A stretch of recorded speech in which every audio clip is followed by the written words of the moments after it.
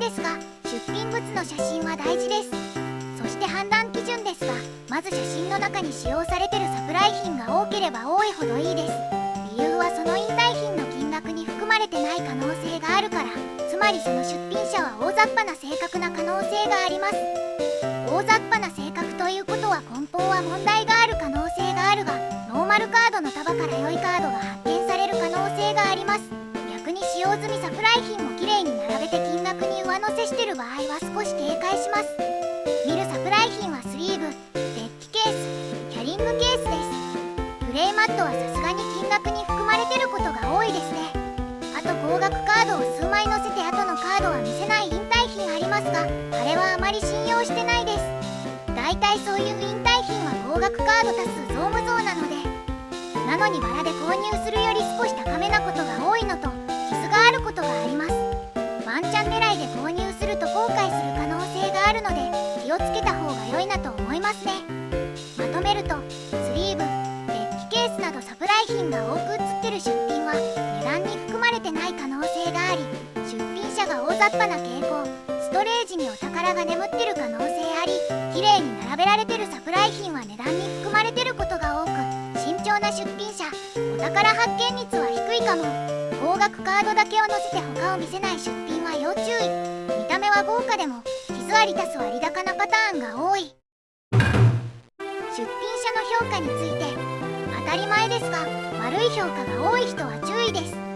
ただしポケカとは関係ないことで悪い評価が多い人は逆に注目。例えば梱包がひどいとか箱時代が汚いとかエトセトラ、大雑把すぎてひどい関連だったら逆にその引退品に注目してます。危ない評価は傷がないと記載されてるのに高額カードには傷があったと評価されてたり、写真に写ってる以外のカードは全てひどかったとか、このようにポケカ自体を悪く言われてる評価がある場合は非常に危険だと思います。また Yahoo フリマは商品をすぐ消すことができるため、購入者評価が多いのに出品物は全然ないというのも警戒した方が良い。 Yahoo フリマで購入する際は購入者がどのようなアイコン、出品しているのかをちゃんと確認した方が良い。それによってその評価をした人がポケカなのかそれ以外なのかは大体判断できます。もしポケカなら汎用カードを購入してる可能性があるから、この出品者は大雑把な性格ではないと思われる出品者のためお宝はないと思います。メルカリの場合は取引終了してから2週間は商品を消せないため、そこは安心。また購入者の評価の日付も確認するべき。購入者の評価がかなり前のが最新、もしくはポケカ関連のものがかなり前のばかりだとしたらその引退品は注目していいと思う。その出品者は最近の相場についていけてない可能性があります。あと評価が良いがその評価の大体が海外ユーザー向けの代理会社、例えばバイイーとかですね。その評価が多いのも気をつけるべきと判断してます。海外ユーザー向けの代理会社の評価は良いばかりなので判断基準になりません。国内ユーザーの評価を優先に見ましょう。あとそういう引退品って大体掘り出し物埋まってない可能性あります。海外人気のカードがごっそり消えてる可能性が非常に高いので、ストレージから AR、CHR とか出てくる可能性はまずないと思ってます。つまらないストレージ見る羽目になるので自分はおすすめしないです。まとめると、悪い評価が多い人は当然警戒。ただし評価の内容がポケカ以外ならむしろチャンスあり。ポケカに関する悪評は危険。 Yahoo フリマは出品物をすぐ消せるため評価数が多いのに出品が少ない人は警戒。購入者のアイコンや評価内容からポケカ取引かどうかを判断。最近ポケカに触れてない出品者なら相場に疎く、お宝ありの可能性も。バイイーなど海外代理業者からの評価ばかりの出品者も要注意。国内ユーザーの評価を重視すべき。海外人気カードが抜かれてる可能性がありストレージがスカスカなことが多い。出品物の商品名、説明欄について。まず商品名ですが子供のとか夫の引退品とか他人の引退品を主張してる引退品は大体嘘だと思ってください。もしくは本当だとしても中抜けされてて結局そこまで良い引退品ではない確率の方が異常に高いです。そのようなタイトルをしてる出品者の他の出品物見たら大体汎用カードなどがきちんと仕分けされ売られていることが多いです。ただ本当に稀にえぐい夫の引退品というものがあり、適当に投げてくれと言われ出品されてる引退品もあります。その引退品はマジでヤバいです。普通にストレージからエグいカードバンバン出てきます。私もそのような引退品に当たったことがありますが、中身エグすぎて出品者さんに申し訳ない気持ちでいっぱいでした。ちなみに私が購入した時は商品名に夫のというのは入ってませんでしたが、他の出品物が女性のものなのにスリーブ等のサプライ品が男性向けアニメのものを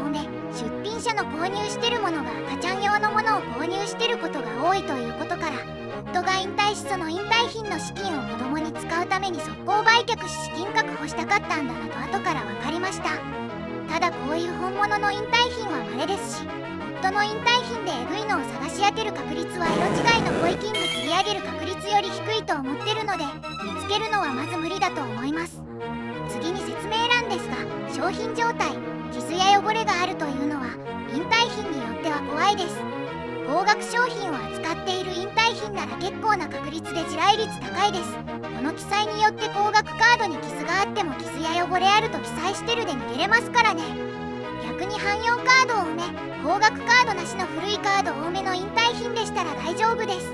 あと高額カードを含んだ引退品で 3N を記載されてる引退品ですが、こんなものはそもそも有名な規約違反です。こういう出品者は大雑把の正確な方が多いですが、利益を取るためなら細かくなるタイプの出品者が多いです。大雑把な性格でもあり、利益を取るためなら細かなことをする性格の可能性が高いので、高額カードには傷がある可能性も考慮するべきだと個人的には判断してます。高額カードない引退品の場合も利益取るために中抜きされてる場合があるので、警戒するべき出品者と判断するべきかなと思います。あとアドカクとか似たようなニュアンスのを書いてたら警戒します。アドカク引退品の代替って販売価格の合計でギリギリってことだと思ってるので、まとめると夫の引退品、子供のなど他人名義を使ったタイトルは基本疑うべき、中抜き済みの可能性が高い、ごく稀にヤバい夫の引退品があるが見極めは難しい、傷や汚れありの表記がある場合、高額カードが含まれる引退品では特に要注意。都合よく逃げられるアドカク 3N などの記載は警戒。出品者が利益目的で細かくしてるだけで実際は微妙な場合が多い。引退品の中身に欲しいカードがあるかについて、これかなり重要視してます。自分は何種類かのカードをコレクションしてます。そしてそのカードが欲しいから引退品を購入することがほとんどです。欲しいカードとそれ以外のを比べて、その欲しいカードが実質いくらで購入できるかを逆算して引退品を購入してます。その判断基準が先ほど挙げた3つのやり方です。なので流れは欲しいカード、サプライヒントが入ってる引退品を見つける、写真で自分なりに相場の合計を計算、そして欲しいカードが実質どれくらいで購入できるかを大雑把に計算。先ほど挙げた3つの指標に基づいて引退品をチェック&傷があると仮定して再度計算。納得できたら購入。大雑把に書きましたが、このような流れで購入してます。なので私の引退品動画を見てもらえると、大体はカードにハートマークがつく場合があります。そのハートがついてるカードは自分が集めてるカードなのですが、大体動画についてます。欲しいカードなどがあれば逆算して実質いくらで購入できるかを考えるというのは個人的にめちゃくちゃ重要なことだと思ってます。まとめると、欲しいカードなどを見つけるのが最初、その上で吟味し購入。購入の流れは欲しいカードやサプライが含まれてそうな出品を見つける、写真から相場を大まかに逆算、他の3項目でリスクチェック、傷も考慮して価格を再計算し、納得したら購入。欲しいカードをいくらで手に入れれるかを逆算するのがポイント。以上が自分が引退品を選ぶ時の基準です。